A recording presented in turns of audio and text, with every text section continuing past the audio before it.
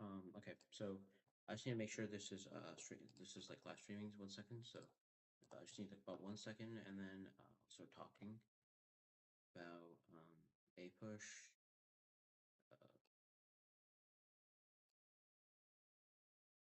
Okay, cool. It seems to be streaming. Okay, cool.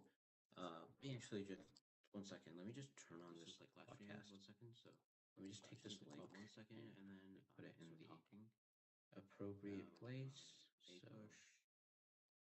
everything works out. Okay, cool. It seems to be streaming. Okay, cool. And let me actually just 1 second. Let me just turn on this like live streaming. 1 second. So let me just take this link. 1 second, and then put it in the appropriate place. Cool. All right, we're chilling. Okay. Everything works out. So we're gonna talk about a couple of things. It seems to be streaming. Okay, cool. And couple of things. 1 second. Let me just turn on this like live streaming. 1 second. So let me just take this link. 1 second, and then put it in the appropriate place. Cool. All right. So proceed of equality. Okay. Because of the revolution, the American colonists wanted equality. Things. They sort of banned nobility. They banned the inheritance of the oldest son. And ordinary people, well, they wanted ordinary people to gain more political voice. Um, Especially in Virginia, for example, Jefferson's Virginia basically had because of the revolution, separation of church and state. Colonists wanted equality. They sort of banned nobility. They banned the inheritance of the oldest son. And ordinary people, some like bad audio, like picking up. I don't know why. Um, Especially in Virginia, for example, playing. Streaming playing or something. Oh, sorry, I accidentally have a tab open of myself talking. All right, cool.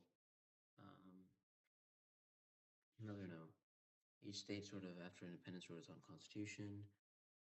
The war had disrupted trade, and this caused economic problems, so they had to take on debt, especially loyalists. They lost a lot of their land. The Union had a sort of shaky start. It wasn't 100% good, but in 1777, the Congress drafted um, the Articles of Confederation. This wasn't so good. It created a union of states, but it wasn't so good because it couldn't tax, had no army, and had no executive branch, for example. Each state had one vote, no matter how the size. So eventually they realized this is not good. They had a couple land ordinances. To be honest, not too important. Shays Rebellion of farmers versus the taxes and foreclosures. Important, but okay. You get the point. So yeah, a lot of debt, unstable foreign policy. Cool. So George Washington was eventually elected the first president. He set important precedents. He created a cabinet. Uh, he basically said neutrality. A Bill of Rights was created. James Madison. It's important because it explicitly stated what had been implicitly stated before. Hamilton basically Hamilton basically was like, we need to fix the public credit. He wanted a national bank. Jefferson didn't want a national bank. He got his way after Washington agreed. So Hamilton pushed for revenue measures like tariffs on imports and excise taxes on stuff like whiskey. Hamilton, there was like a mutiny called the Moonshine Rebellion. People wanted to make their own whiskey, were like protesting. So basically, the general premise of this whole part is Federalists versus Loyalists. Loyalists versus Federalists. Sorry, not Loyalists. Federalists versus Anti-Federalists. I think they're also called Democratic Republicans. People who went by the nature of who wanted really strong states' rights versus people who wanted really strong national rights.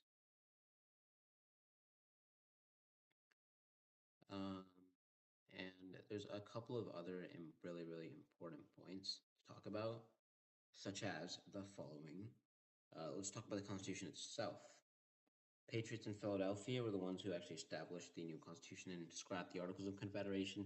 There's also a convention of demigods where basically tons of very educated people, so much educated that they were almost demigods to the common people. Common populace basically decided, okay, we got to make a lot of compromises, but we will have to have this Constitution happen. Some examples of compromises are the Three-Fifths Compromise, where enslaved people counted as 3/5 of a person and for representation taxation. I mean, that's kind of dehumanizing, but Okay, without further ado, they also the Great Compromise, which was the bicameral legislature, where House of Reps was based on population, and the Senate was based off. The Senate was based off not proportional representation, but Senate was based on equal representation. Commerce and slave trade. Congress could regulate the trade, but couldn't ban the slave trade until 1808. Makes sense. Slaves were good for economy. Safeguards for constitution. Conservatism. They want to make the conservatives happy, so they said the federal judges would be appointed for life, and they presidents elected indirectly by the electoral college rather than elected directly from the people. And they also said senators were chosen by state legislatures and not direct elector until the 17th Amendment. It's important to know. They wanted stability, they wanted property protection, and the conservatives wanted all those things, and they definitely didn't want mob rule. They didn't want the general populace to be ruling. Federalists wanted the Constitution, but anti-federalists really didn't want it. They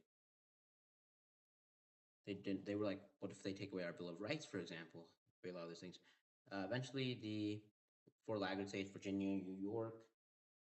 What are the other two? Virginia, New York, North Carolina, and New Hampshire, Rhode Island. Those four were the laggard states. They took a moment. They were negatively rejected. Especially North Carolina, Rhode Island later joined when they saw the government was functioning. And by 1790, all 13 colonies, now states, had ratified. So it was a little bit of triumph for progressives, radicals, conservatives, yada yada yada. Both had a little bit of victories here and there. Legacies, basically, especially some of the words, the wording, especially very important. All men are created equal. Planted seeds for virtual revolutions like the Civil War, and the Civil Rights Movement, and federalism, separation of powers, and checks and balances became defining for American politics. The Eradication Show highlighted how liberty, authority, we want to give the people freedoms, but how do we give them these freedoms without making the government strong to protect them? How much do we want to protect them versus state them? And okay, how does this relate to my current life? And two questions are: how does this relate to my current life? A very important one. How does it relate to my current life? And what surprised me the most?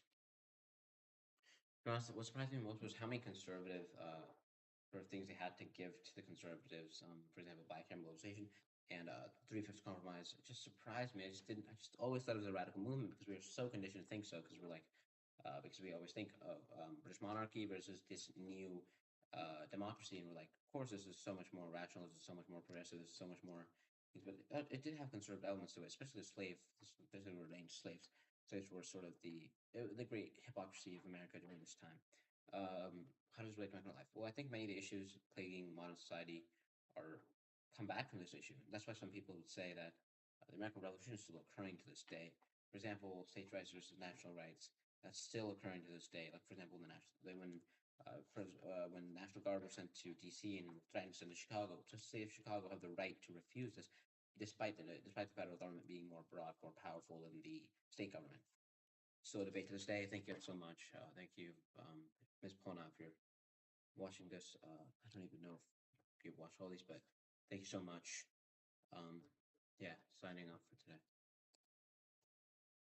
Yeah, low key, I'm a little bit tired, so I'm sorry if I was like delivering it a little bit badly today. I'm like, it's getting a little bit late, and